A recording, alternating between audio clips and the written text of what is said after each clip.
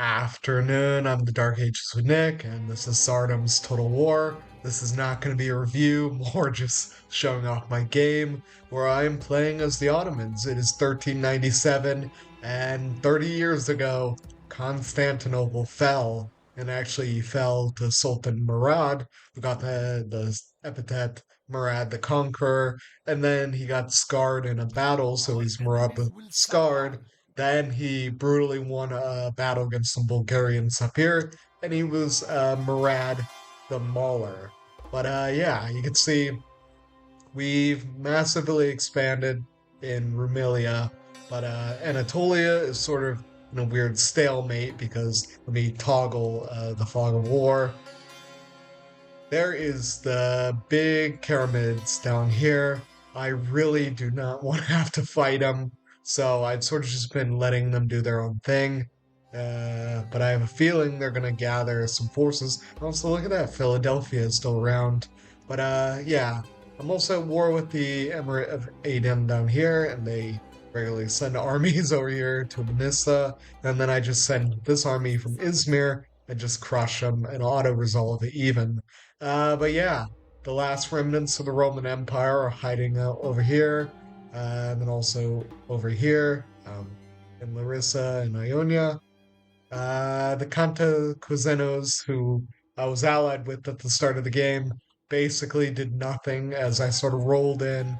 I first went into Biga, then Gallipoli, and sort of swept around like this. And yeah, now I'm currently trying to fight off or complete my conquest of the Bulgarians while also trying to fight off the Wallachs because they are actually the toughest opponents I have faced so far.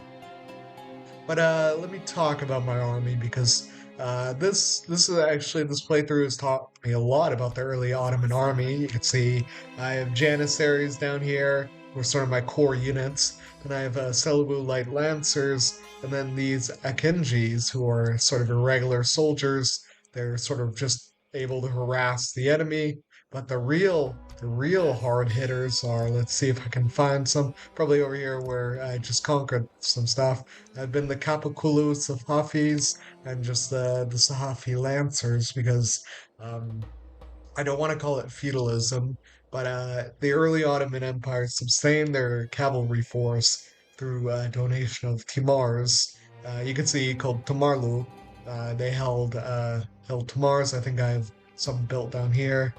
Um, yeah, you can see a zoom up over here, but if the revenue of a Tamar were like 20,000 to 100,000 oxes, the Tamar would be called Zemat because a Timar originated from the Byzantine Pronoia system, and it was basically a grant of land that would support a Sahafi cavalryman, and they are very heavy cavalry, and they would fight in return for their holding their timar. They were irregular because they would be called up when needed, and you can see sort of over here. This way recruitment was called the Tamar system, which was similar to the Sui Chinese Fu and the Seljuk Ikta systems, equivalent of the medieval European knight. I didn't want to call them feudalism because I think the Ottoman state were different than a feudal nobility and manorial. Well, I don't want to say manorial system because I might actually, my next couple of videos might actually be about the system and how it basically contributed to the growth of their early Ottoman state. Because Osman I merged following the collapse of the Seljuk Sultanate and sort of took over this little area right here. His successor, Oran, made this into an actual nation, and then his successor, Murad, in real life would be the one who would have these lightning conquests across Rumelia. So I'm sort of on a better time frame in some areas when it comes to Constantinople, but in others I'm lagging a little behind because I'm playing normal difficulty, but I'm playing hardcore mode and with garrison scripts enabled. So if I get close to a settlement, it spawns in like maybe half to a full stack of a garrison, and it can make it annoying because it suddenly reinforces the enemy, but I haven't had any problems. Also, another problem. I speaking of problems, I have so much armies because surprise, surprise, the Ottoman state, if they hold Constantinople and all this, is pretty rich. But you can see this one of my little armies down here coming to break the siege. Um, and it's mostly Sahafi Lancers and Zulufu heavy infantry, or these guys down here, usually form part of the infantry guards and retinues of various lords, begs, emirs, or sultans, to protect their palaces and manors. But yeah, they're in order to avoid inadvertently seeing the Haram's ladies, these men were outfitted with special blinkers of cloth or lace and jackets with very high collars. Or they call it the blinkered or the Zulufu for that reason. So, but my another significant part of my army has been the Azaps, or you can see the Yaya Spearmen. Let me find some Azaps down here. Um, it would be these guys. These Izops were basically like the front line that would go in front of the Janissaries and get the bear the brunt of the attack, and then the organized Janissaries would attack and rout the force because and Nicopolis in 1398, which is only a year away, the crusading force led by King Sigismund, the French contingent charged up the hill at the Izaps, and then were baited right into the Janissary line.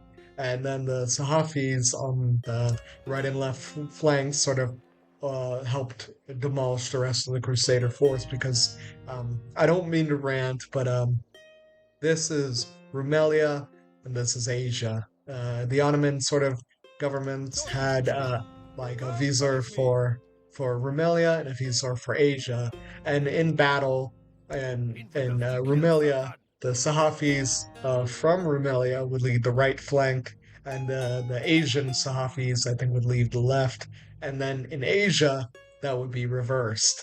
Um, but yeah, um, but my toughest opponents, because I was just now thinking of the Vlachs, seeing all these little blue armies.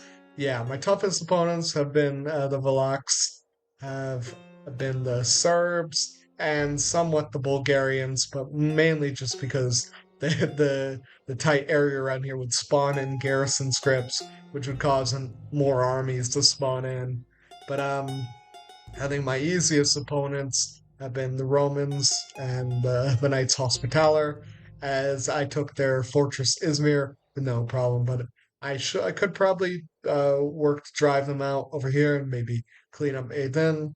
But the war in Rumelia is taking my concern. I think if I can stabilize the Danubian frontier over here, sort of hold the Serbs off over here because you can see Serbian nobles are rebelling. I'm also at war with the main Serbia.